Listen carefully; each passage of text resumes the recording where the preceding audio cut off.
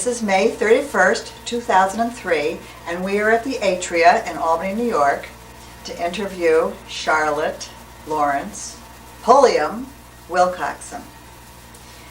Charlotte, how old are you? 98 years old. And when were you born? I was born March 27th, 1905. How did you get your name, Charlotte? Well, it was the name of my great-great-grandmother from Virginia. And my grandmother had been tagged around behind her as a little girl and loved her very much. And she was the one who wanted to name me for her. Did you have a nickname growing up? Oh no, Mother guarded that very carefully because it would have been Lottie. Mm-hmm. And she was willing to fight anybody who ever once called me Lottie. So it was always Charlotte. Charlotte. Did you hear much from your parents about their own life growing up? You obviously heard that this was a favorite. I didn't hear very much from my own parents, but I heard lots from my grandparents, my mother's parents. They had an irresistible urge to talk about their past. And at night, I can remember sitting by the fire, cold winter nights in Kentucky, and there was some awfully cold in those days. And we would be in their bedroom where there was a good, cold, soft, coal burning fire, and we would sit there after dinner, and my grandmother and grandfather would talk about Wallonia, and that was the little town that my family had first come to, on my mother's side, to settle in Kentucky from Virginia. So that would have been in the middle of the 30s, 1830s. 1830s. What about your own mother? Did she say much about her life growing up, what it was like? No, she said occasionally, she'd just make remarks, but she never sat down and told me stories of it. That would be she wouldn't have liked that at all. You said her favorite expression was, yes, leave the past. That was her, and it wasn't it couldn't have been an unhappy childhood, because her mother and father were the sweetest two people I ever knew. But the thing is that I think my grandmother was one of these people who took in every stray chick and loved doing it. She loved children, and she loved young people, and she liked to help them when they were orphans or whatever they needed. And she was always bringing in a stray orphan or two, oh, really? And they would have to sleep with Mother in Mother's room. And Mother always resented not having her own room to herself. Was she an only child? No, her brother. She had a brother, and he was slightly younger than she, and she liked him very much. What was your mother's personality like? What She was very literary. She was very intelligent in a literary kind of way. She could talk very well. The funniest thing that I ever remembered when I was a child was my mother discovering that she was a woman and could make speeches. In those days, women didn't make speeches. Right. Oh, of course, Mrs. Roosevelt, the first Mrs. Roosevelt, or somebody would make a speech, like saying 2 words, but women just didn't make political speeches. That would do any candidate if he had a woman talking for him. Uh-huh. And Mother was a great Democrat, and her family had been Democratic for years. Of course, that was normal in the South for a family to be Democratic. It was abnormal somewhat for them to be Republican, but there were plenty of Republicans. But so she learned how to make speeches and was delighted, so she made speeches. She made them well. I remember I was a little girl about 9 or 10 years old when she started. Mm-hmm. And my father... Was she active in the Democratic Party? Yes. And after that. Uh-huh. She'd always been active, but you see, the women didn't have the vote. Uh-huh. And, I guess they did by that time. I can't remember. It was sort of in the border area. But she made absolutely marvelous speeches, and better than my father. Political speeches about elections? The candidate in the election, generally speaking, and everybody must vote for a Democrat and nobody else. But she was really very good. I can remember thinking so as a little girl. And my father called her, what did he call her? Somebody Jones. And he was a famous man that had gotten up to make a political speech and got so enthusiastic that he kept on going forever and they couldn't stop him. And meanwhile, the audience had left, but she's still yes, here. She's still and my talking. father called her, just kidded her at home. We all called her whatever his It wasn't name Mother, was. oh, a man, okay. I was Yeah. thinking of Mother Jones, but, did she go to college? She went for college in those days. She went to Bethel College, which was I think it was I don't know whether it was a 4-year college or a 2-year college, but it was actually a finishing school. And it gave, I would imagine, I was too young to know then, it gave the equivalent of a good high school, I would guess, a modern high school. What did you learn from your mother? What did she have any Patience. patience? I didn't learn it. I tried to saw learn it in her. She was a patient person? Oh, very patient. She was so patient, I just couldn't believe it. And she meant it too. She disliked controversy, and I do too.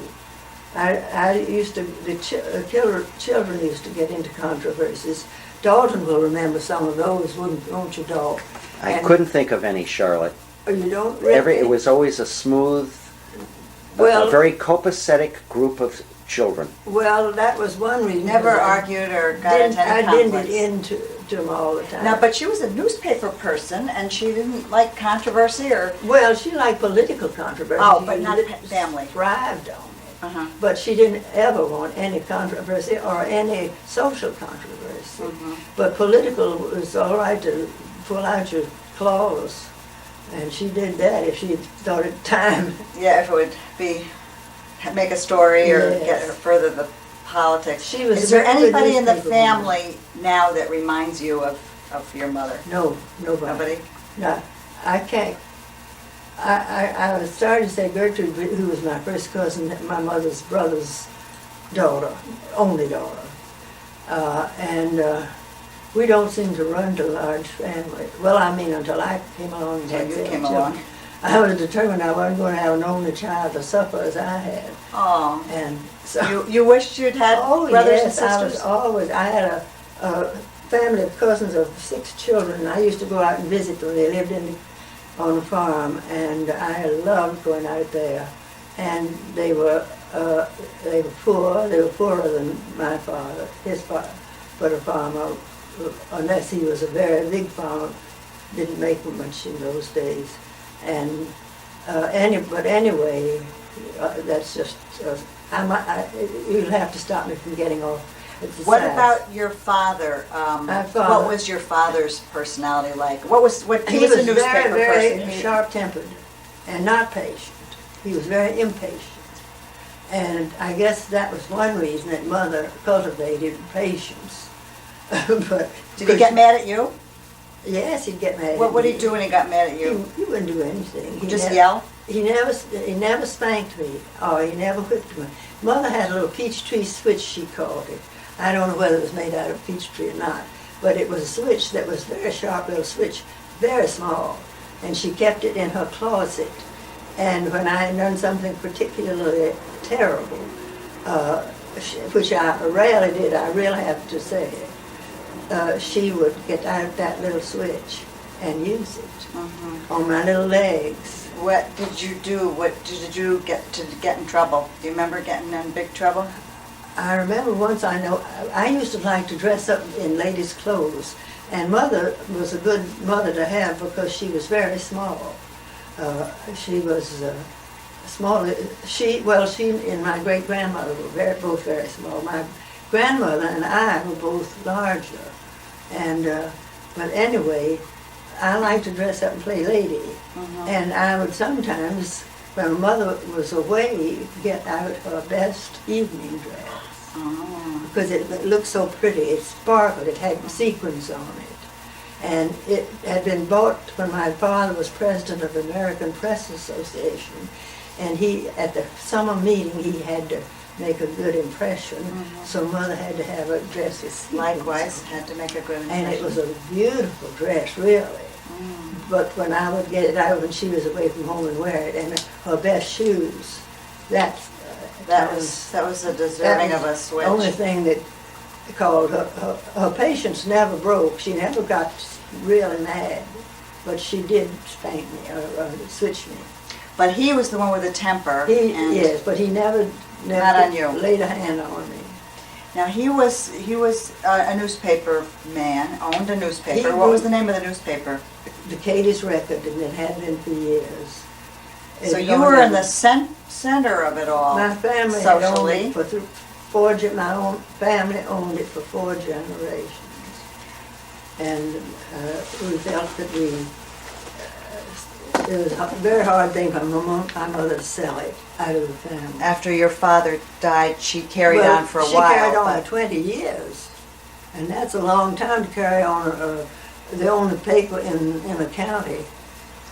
Yes, yes, it certainly was. Of course, it had been going for over 100 years. So your father was My father owned educated, and where did he go to college?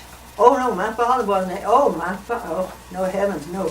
My father was not educated at all. That was the interesting thing about him. Oh. He never misspelled a word that I ever saw, and I watched. He never mispronounced a word. He was absolutely perfect in words, and he had never gone to school one day past the 9th grade. Oh, wow. Now that is the truth. Yeah. And he learned it by setting type. Uh-huh. I mean, that's how he learned to spell words. Uh-huh. He had to know how to do it, and he set type when he was 9 years old. His father died. His father had just come in from the country. Everybody owned farms. It was a completely agricultural county, and there were no businesses, big businesses or anything like that. And so it was all agricultural, and every family, even doctors owned farms. They felt that they were like the British. They felt if they weren't landowners, They weren't gained in their it. status from land. Yes, Uh-huh. they gained their status from that. That was the Virginia record that lay over Trigg County. It was settled all by Virginians except for North Carolinians, who my family's father were, North Carolinians, and they were known to be quite different from the Virginians, and slightly inferior in socially.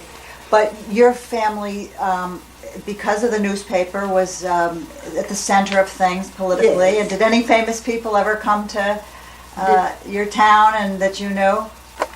What famous people did you meet In my life, through the newspaper and well, in your town? through the newspaper, my father's newspaper, I met all the members of the American Press of the Kentucky Press Association every summer, because he was president of it for one term, and perhaps 2 terms for all I know. But Very well respected then in the press corps. Yes, he was, and it was a big organization. In the winter, they had a short meeting of the board and some of the more important people in it, I guess. I don't know whether they included anybody but the board in the winter. In the summer, they had a meeting at one of Kentucky's beautiful resorts. In those Nice. days, before automobiles, this is another thing automobiles kill incidentally, were beautiful hotel summer resorts. People would go to them. They would go to and and spend the whole summer and sit on the beautiful porch looking at the beautiful flowers. And did you go to one of these places? Oh, I went every summer to the Kentucky Press Association. Always met at some different famous summer resort in Kentucky. They made the rounds of them. And those were my most exciting. So you'd go for the whole summer and Yeah, what we would only go for, I think, 2 weeks. And what would you do there? Would you? Oh, it was beautiful. It was just, they had tennis and they had everything you wanted to play. And then they had different things. Swimming? Some of the resorts just had a sort of a round of their own that they had perfected. Right. But it was very lovely. They were so beautiful, such beautiful. What about famous political people? Did you meet any No, famous? none of them. You mentioned earlier the Vice President Alvin Barkley. You met him. Yes, I met him very early in life when I was a child because I was. He always used to call on my parents' house, and of course I was there, and he had to put me on his knee, and that's what I first remember about him, was sitting on his knee. Oh my gosh. And I remember him later on because he started out as the representative in Congress. He may have been in something before that, I don't remember, but when I first knew him as a baby, I think that he was representative in Congress, our representative. Then he went on to senator, and then he tried to be governor, and that, strangely enough, he didn't win that election. There's a long story behind it, which I will not go into, but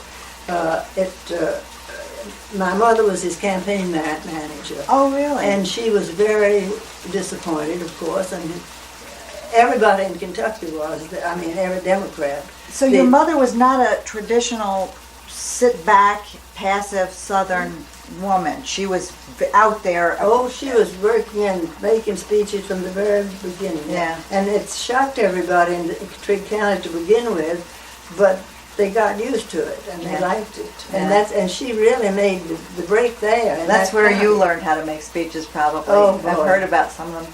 What about school, Charlotte? What about was what? school? What was My your school- school like, and what was some of your favorite Well, subjects? there was only one school in Cadiz, the Cadiz High School, the Cadiz Grade and High School, that was what it was called, graded in high school. And I went to this particular building, which had just been built. Prior to that, they'd had a much smaller building. But I went to that one just as it opened, and it was considered a very nice big school building for that time, and it was for that time, and I enjoyed it very much. Did you have a teacher that you especially remember? I had several teachers that I can think of that I will never forget. One of them was Miss Ellen Pursley, who taught the first and second grades in Cadiz schools for years and years and years. And I started to her, but I had a half a year of kindergarten. Another person had started pay kindergarten, and she had started, this other person. A pay kindergarten. The previous summer. So when I went to kindergarten, my teacher, Miss Ellen, who was always taught to first grades, I was 8 years old because my mother wouldn't let me go to public school until I was 8 years old for some strange reason. So I was very... Did she try and teach you at home? Oh, no. She sent me to this kindergarten. The paid And I kindergarten. didn't like it. It was just making elocution speeches. That was what all they taught children, little children at that time. And anyway, when I went in the school, Miss Ellen gave me reading tests, and I could read beautifully. I'd learned. So you had learned how to read on your own? No, at that thing that Mother sent me to, the kindergarten. And I learned in just a few months to read easily. And so I could read like a shot, and Miss Ellen was very impressed. And she said, you can read? And I said, yes. And she said, where did you learn it? And I told her. And so we went on from there very happy.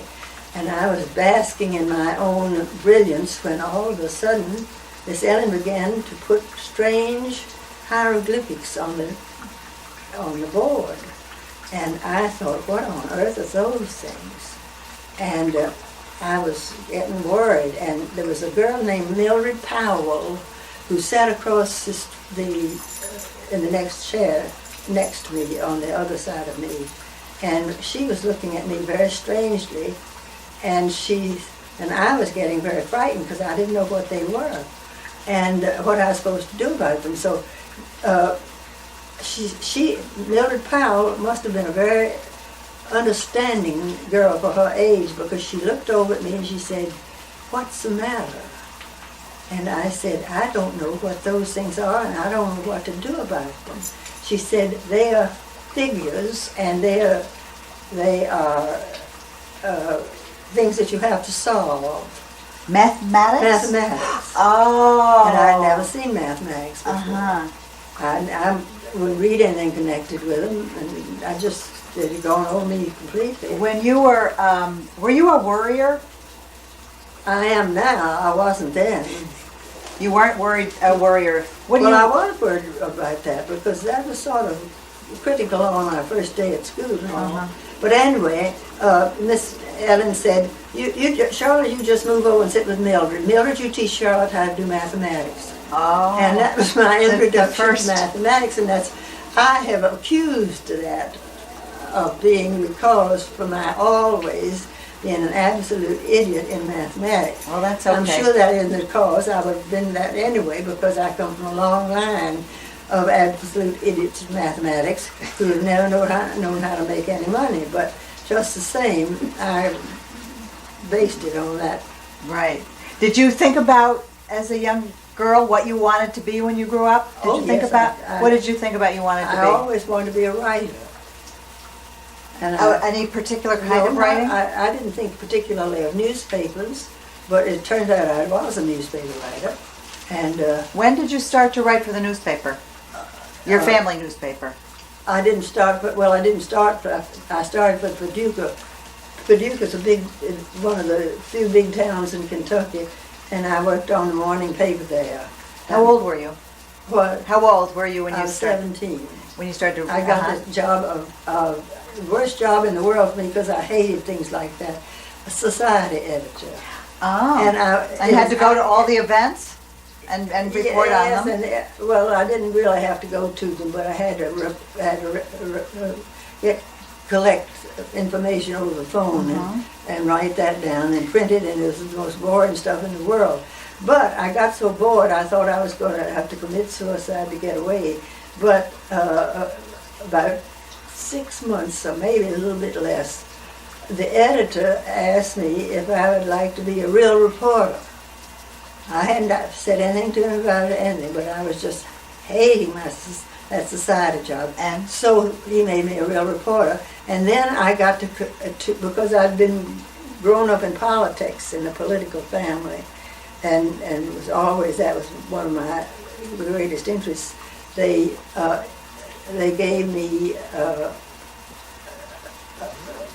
the political reporting, so I had a very interesting political. And is that how you met Henry? Oh no! Well, Henry got me the job with the newspaper to begin Oh. with. His girlfriend he was 28 years old, and I was 17. Henry's girlfriend. Yes, Henry's girlfriend had gotten a job in New York City. A man that she met when she was there had told he would try to get her one, and she had gotten it through him, and had just wired up, come quick before dark, somebody else gets a job, and she was wanting to leave instantaneously. So you moved right in. And Henry asked me if I'd like to have the job.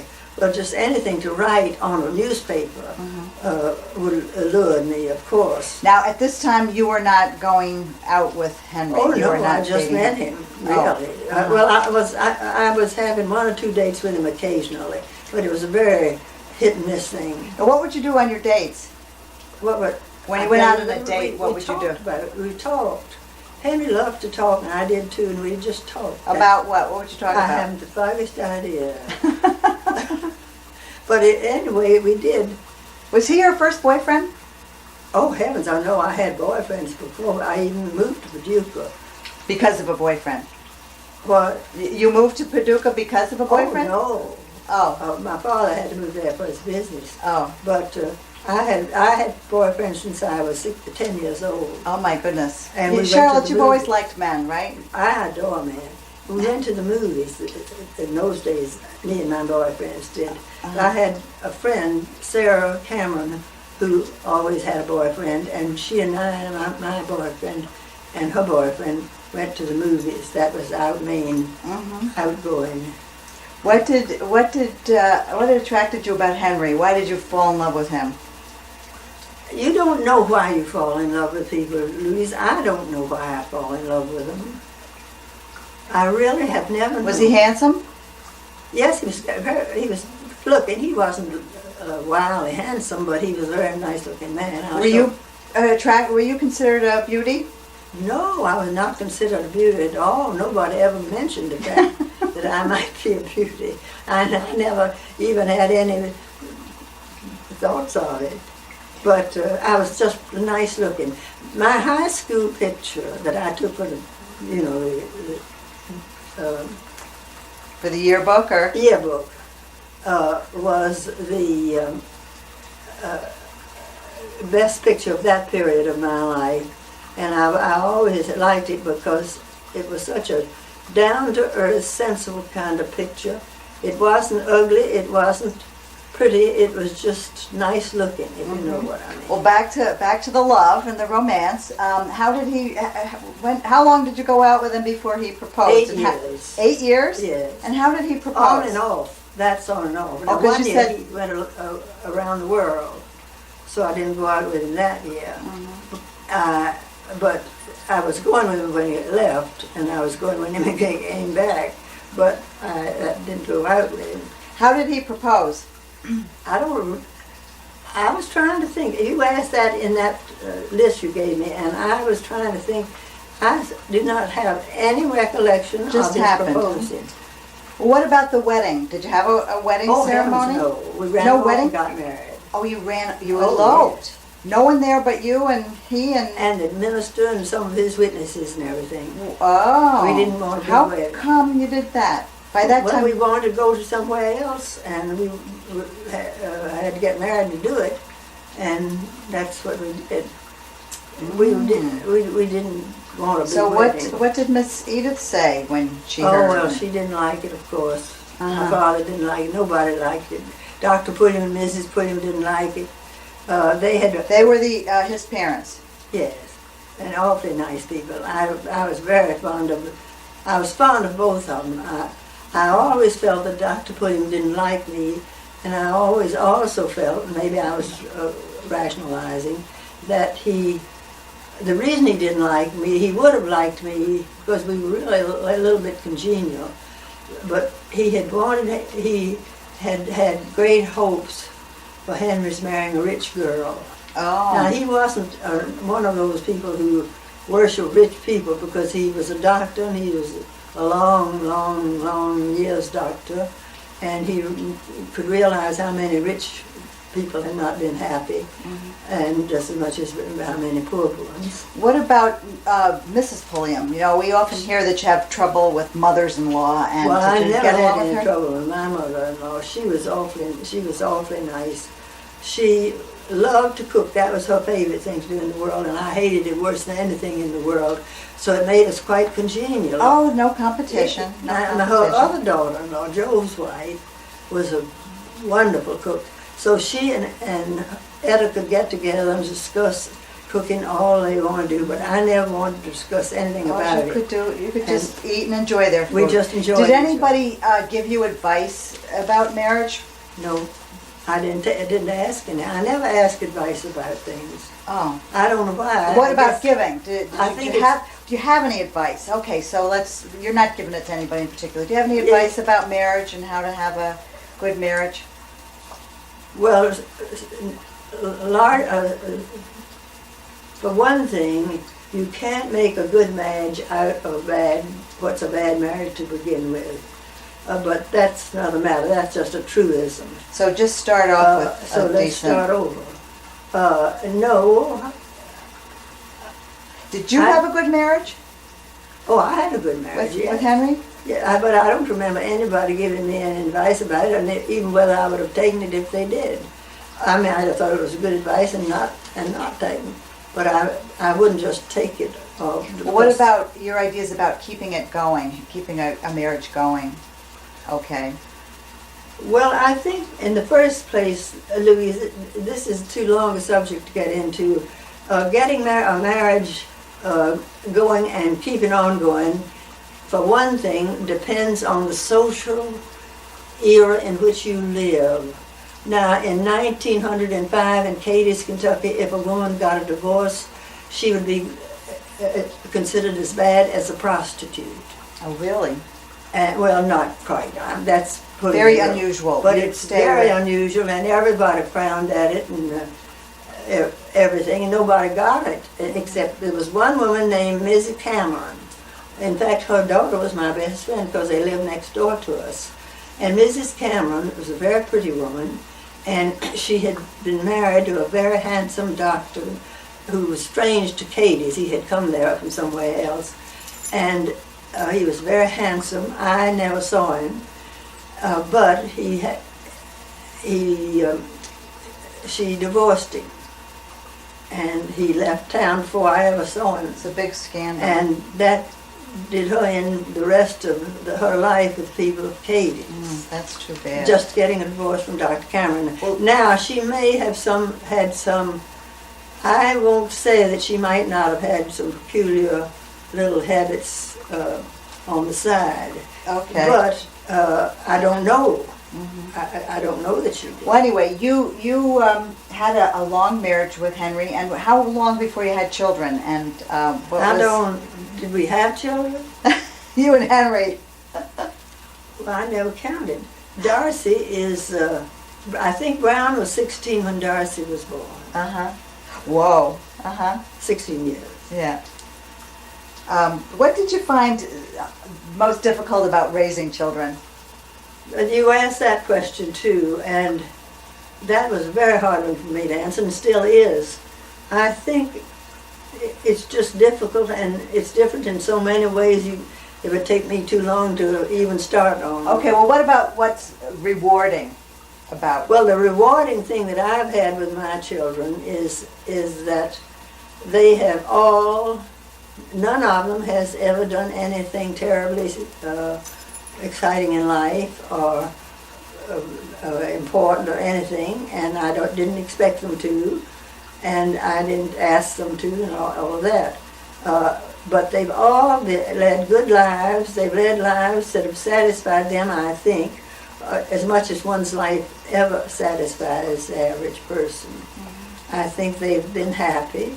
Nobody has ever tried to get them to marry anybody they didn't want to, or to get them to take a job they didn't want to, or not to take a job they did want to. Can you say that about yourself, Charlotte? That you have had a satisfying life, that you've never had to do anything you didn't want to do? Yes. I've never had but one disagreeable person actively show that she dislikes me in the world, and that was my Really? sister-in-law. One person, your sister. Well, I mean, I wasn't looking for the others and didn't go up and say, do you But, yeah, dislike me? And I think right. probably a lot of them did.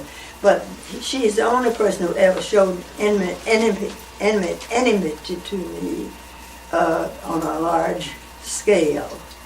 Well, I would say you got a pretty good record there then. Very good record. Well, What about influential people? People who had a real impact on your life? Can you think of people who had a real Honestly, impact? except for of course your parents have a great impact on you, and that goes for saying. And some of my two school teachers, Mrs. Hooks for one, that I mentioned a while ago, Miss Bartley, another. Miss Hooks, why who was she a very influential? different type of person from Mrs. Hooks. Mrs. Hooks was virtually uneducated herself. I told Dawn about her. And when you were in the bathroom, and I think she had an 8th grade education, and she taught the 4th grade. Mm-hmm. And in that grade, my mother had already done making me love books by reading them aloud to me so early that I could hardly understand them, and then keeping on reading, and until I could learn to read myself. But Mrs. Hooks put a love of literature in her literature classes in grade school, the 4th grade and on up. She taught several in that time, that made you love it. What were some of your favorite books? Can you remember particular books I that you remember read? Huckleberry Finn was my most favorite in the Oh. whole world. Anybody who hasn't read Huckleberry Finn has missed one of the great books of life. And it's very, very shameful that we have let it be written out of Canon, booklets. yeah. It's a wonderful. If I were naming the 10 best books in English, I would say that's one of them. Well, I'm gonna get you to write down the other 9. What? I'm gonna get you to write down the other 9, but we'll talk about some other things right now besides that top book. What about a turning point in your life? Was there a turning point in your life where you were going in one direction and then you No, went I in don't think another? so, Louise. I've always been pretty consistent. I've never had any ambition. What about In fact, my children, I don't know any of my children. Dalton, do you know any of my children you could say has ambition? Well, I think to live a good life. They live a good life. I'm And I not think talking that's about their that. ambition. But I'm talking about making a very good job and working in some business along a certain direction and getting I high don't on think the- that was as much an interest to them as being good people. And I think that's where their focus was. I can't really speak to that. I don't think If of the focus is there, then they haven't and achieved doing a that. good job at what they did. I think each one of them had some goal that they were going for. Well, maybe that- so, but I never got the feeling that they had much of any goal of financial. What about you?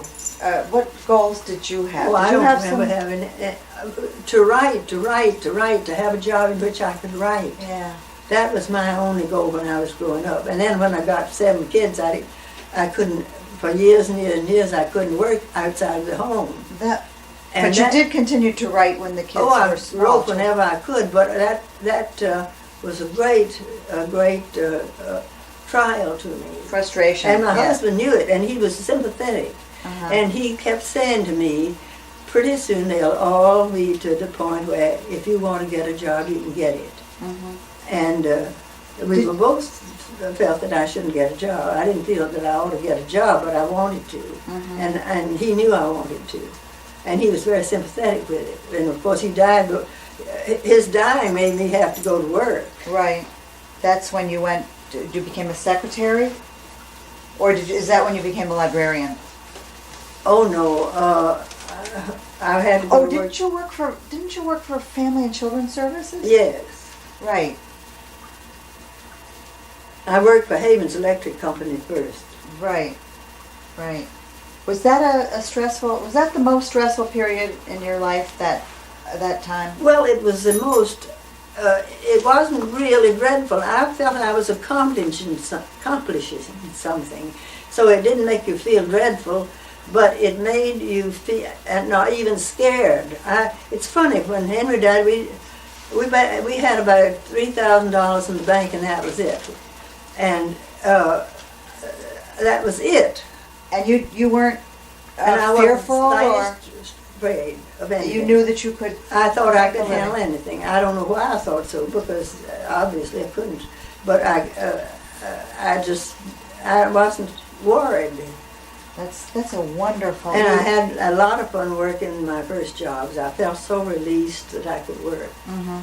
And I really did. They were awful jobs because I wasn't trained for anything. Did you then go on to become a librarian after that? No, I never did, because I hadn't had. When I wanted to go to school after he died, I did take some night courses, but I couldn't finish out my college course. You see, I left college to marry Henry, and I had only 3.5 years. Mhm. I mean, yeah, it was 2.5, I guess.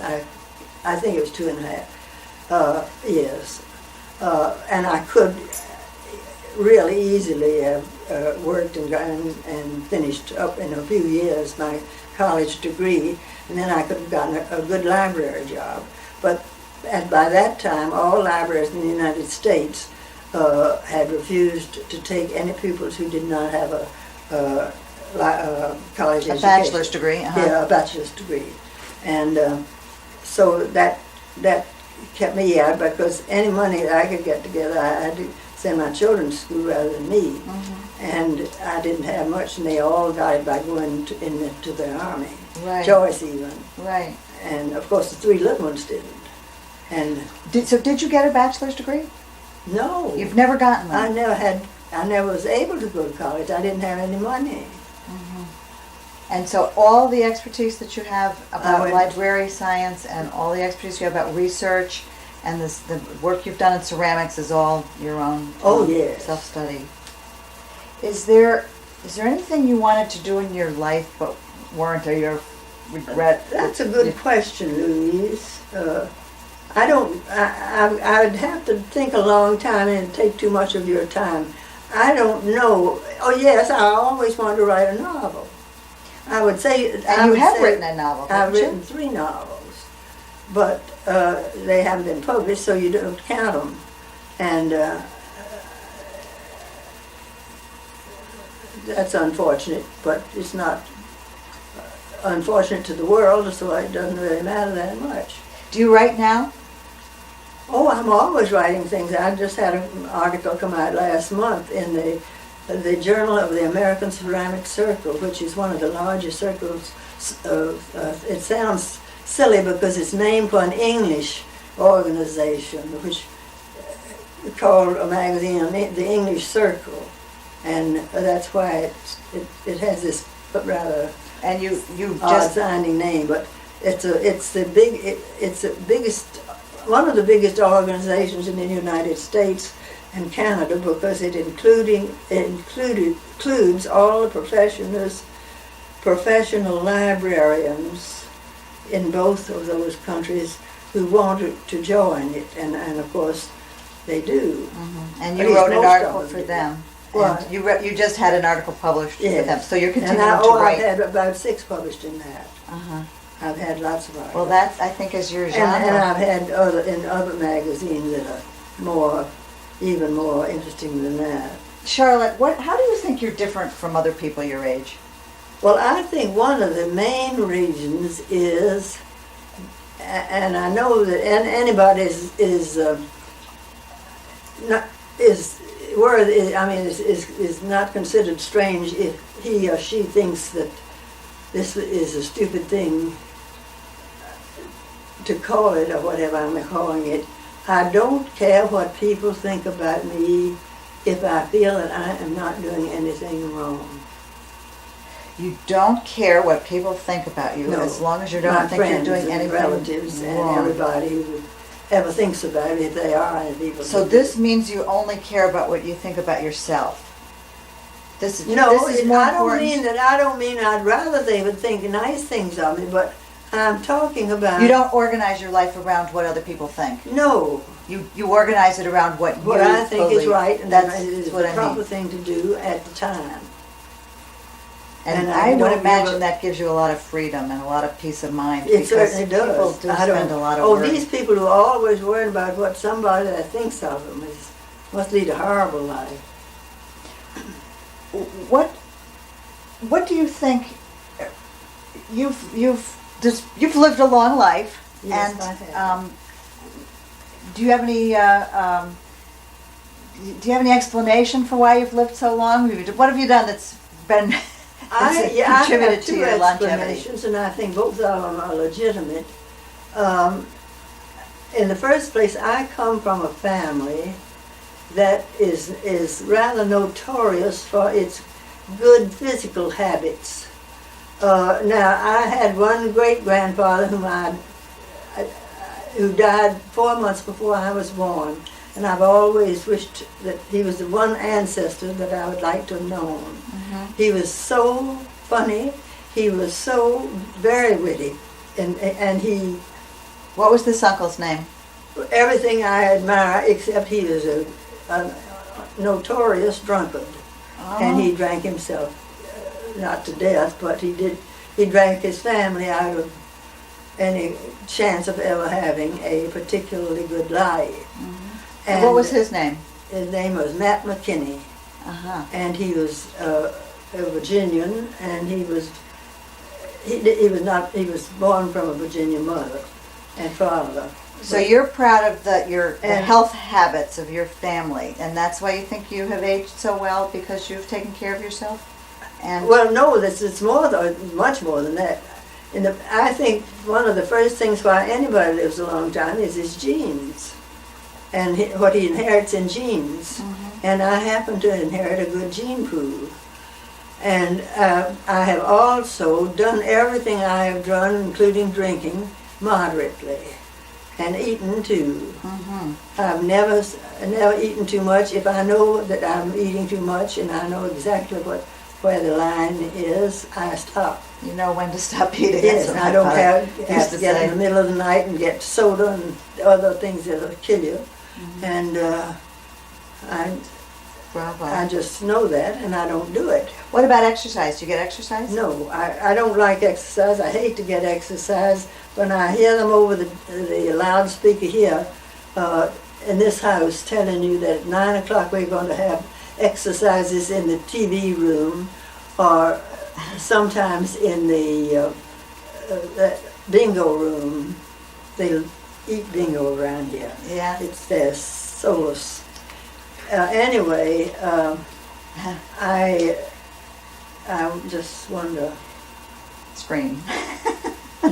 What about, do you ever get bored or lonely? Yes, I get bored here. I don't ever remember being bored before, except at very short periods of time. Being bored most of the time, I never remember. I always remember you saying too that you don't mind boring people. That, I don't. Oh, I just think that is the most wonderful. Verity hates boring To be people bored. more than anybody. I think that's wonderful because it must be. I can listen to them. Uh-huh. Now, is there anything about growing older or being your age that young people may not know? No, I don't think so. I don't think I have any special knowledge. The thing is, I've been lucky because I have always looked, and some of my family do the same thing, looked younger than I was. A little bit. Don't you think so, Dalton? Absolutely. Oh, yes. Well, I thought at one and- time you and I were going to become betrothed. Hold on. Louise can be very thankful, I'm sure. Well, anyway, Dalton.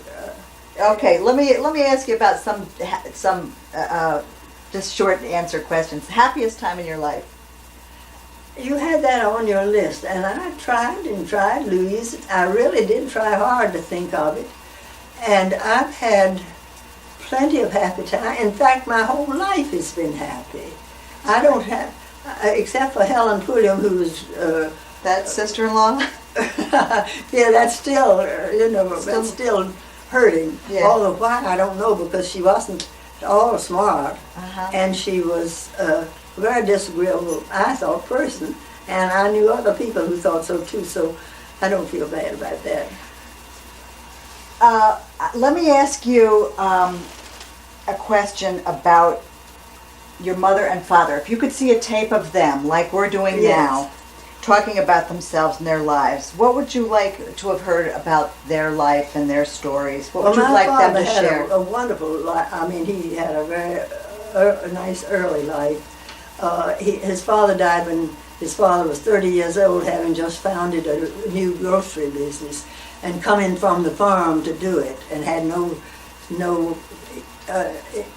experience in a town or in the grocery business or in anything. He was just a young man, and he had 5 children, and he was in his 30s, early 30s, somewhere, I don't remember at the moment, and he died suddenly. Mm-hmm. Well, in those days, the only jobs in Katie's that a woman could ever have were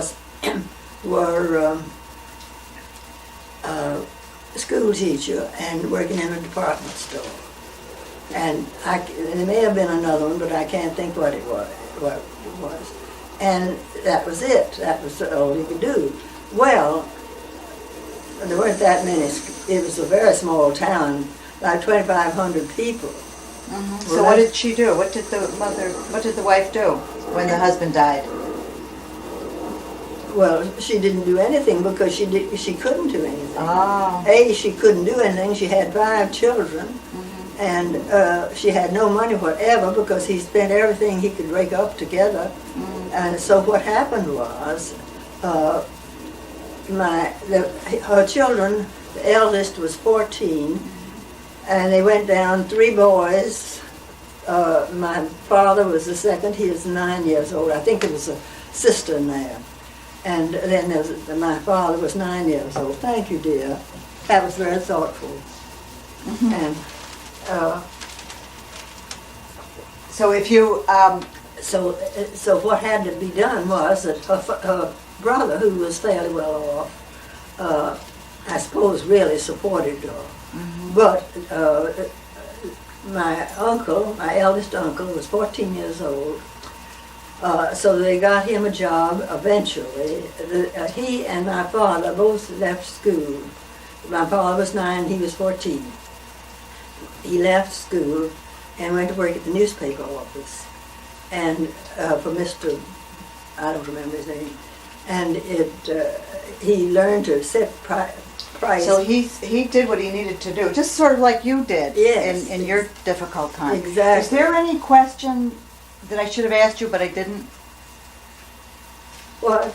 Is there any questions I should have asked Oh, I think you about you? asked wonderful questions, and not hard to answer ones, really. Oh, there's so many more I could ask, but Well, if you think of any, I don't like too personal questions. if you could think about the one thing that you're proudest of in your life, what would it be? My what? The thing that you're most proud of in your life. The thing that you're happiest about in your Oh, the life. happiest about it. Yeah. Well, To sum this all up, and well, I can't tell you one, but I can tell you several. I think I'm happiest about my 2 marriages because they were both happy marriages. They weren't exciting marriages, but they were happy, and they were very different. One was a first love, well, not first love, but I mean real first serious love, and that's always more exciting than a second marriage. I mean, not always, but I mean it's mainly more interesting. dramatic than and a passionate. second marriage. Right. Now, Lou and I were never in love with each other. He wasn't in love with me, and I wasn't in love with him. But I liked him very much, and he liked me very much. He'd been married. He had been. His wife died 10 years before I ever met him. He lived by himself all that time. In the meantime, she had been a virtual. What do you call people who don't go out and do anything? Recluse? Recluse? Yes, She was a recluse. recluse? And he never wanted. She never wanted to do anything, so he didn't do anything. So you had a lot of companionship. You traveled a lot. Oh, you yes, shared a he beautiful loved- home. He loved parties. She didn't like any of these things, and he just didn't do them because she didn't do them. And she was a rather odd person, it seemed to me, but I didn't know. Of course, I never laid eyes on her. They lived in a different town and everything else. So, Well, that was but really. we had a very good marriage. Lou liked to go out and do things and go to good places to eat and things like that. And Henry didn't. He didn't like to go out at all. Henry didn't. So it was, as you said, very two different. So you had a wonderful 2 marriages, and I think if I were you, I'd be so pleased about what you've Well, been the able to do children- career-wise and your job. But you were going to say something about your children. Well, Go what ahead. did you say about my job? That you were able to contribute so much to the art and antique world and the field of ceramics, and to contribute so much to archaeological Well, plenty of people information. have been able to do that. It isn't really anything. It was just something I liked to do. Well, plenty of people couldn't do it because you No, were they couldn't, one, but they you were they- one of the few. I could because I had trained myself because I wanted to. Right. And nobody made me. Okay, we have 5 minutes more. How do you want to summarize this up? Is there anything else you want to say? But I think you're a better summarer. I just get off and wander somewhere if I start summarizing. Oh, well, I think you've done a great job, and I really appreciate you spending this Well, time, you're very Charlotte. welcome. And I know You- everybody I who sees appreciate it. you asking me to do it. I think this sort of thing. I think, Louise, it would be good. Is this still going on? I don't want to Yes. walk into it. Yeah. Well, I would just say quickly to get one that.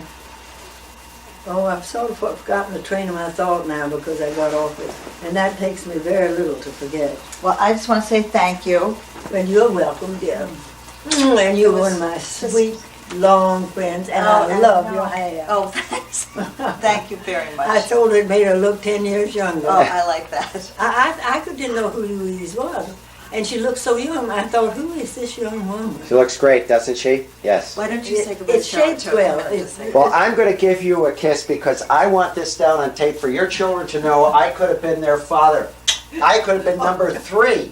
Jordan, you Or certainly. the third husband. I could have been number 3. Jordan, I don't think you could have taken it. Oh, yes, I could. Now, well, Yes. here we are for posterity. I'll even take my glasses off. The lovely couple. How's that? Oh, that sounds wonderful. We love you, Charlotte. Well, I love you too. You've made a major impact on our lives. Well, you and, have on us. You know, Dawn and Louise are just a name that is, everybody likes it, loves it, and, Oh, you're kind to say that. well, they do. And our finest memories come from the name Pulliam, so I want you to know that. Well, ours come from you, many of ours come from you. Thank know you. You know the kids do Yes. love you, Louise. I just got to get them to listen more, Charlotte. Oh, That's dear. why I should have married you. Well, we're all done. Are you going to kill Louise, or are you going to put her in some? Well, Oh, I would give her the blessing. To be frank with you, I'd give the blessing. What is the blessing? I'd give the blessing on the relationship between you and Charlotte. Oh. Between you and Dalton. Well, we have had a good relationship, haven't we, Dalton? Absolutely. And neither of us would change one thing a bit about the other, as awful as both others are. That's true, Charlotte. That is true. That is true. You know, that's one of the things that I think is important about relationships is you don't try and change the other person. I do too. You just take them Just as let they them are. be like they are. Right, right, Unless they're real evil, and then of course you couldn't change them anyway, so right. wouldn't be any use. Yeah. But this was very liked it. pleasant, and it was a very well organized, I thought, as much as I tried to slow it down by rambling on about any old thing that Well, happened. it is true. One thing leads to another. You think about things. There's so much to share. And have you ever written down your own memoirs or things that are Yes. important? You have. I have. Not as much as I should. And I think if I ever get myself together, and it's a little late to start doing it, I mean, I think, it's, I should do it some more, so write down more memoirs. I've just scratched the surface, and I would like to do more. But since I've been here, I've been very disorganized. Well, you've just got Well, here. I came so fast and I wasn't prepared for it. I had prepared for next summer, August, September, something like that. And I had been thinking about that, and Faith and I had been talking about it and all that. Then Verity it comes along and says, we've got to do it now. And I admit that Verity's not like my other children at all. In some, well, everybody's not like everybody else. They're all rather different people. But She Verity wanted to gets get you in a more good upset. place. She gets upset at people, and she got terribly upset at me. And it wasn't anything awful that I did. It was just that a mother in the house with her that she had to stop and cook for and that sort of thing, and she didn't mind doing. She did lots of things that she didn't mind doing them. Cooking she particularly hated, which I could understand because I particularly hated. And that was something we both agreed on. That was a perfectly awful thing. Nobody human ought to be able. Well, when to do you just have gotten here, you haven't had a chance to adjust. But when you do, to start writing your own stuff, I think it would be just invaluable because every single person has a story. Every person's life is unique and has to be. Well, Louise, I have You really think it's so thought- ordinary, but it isn't. Yes, I do, and I think it's extremely ordinary and not. I don't know much in my life that's interesting to write about. Really, actually, I don't really. Except having the children, but everybody has. I mean, many people have wonderful kids, and you all are wonderful kids. Somebody had you. I don't think you just appeared out of the air, although I'm not sure.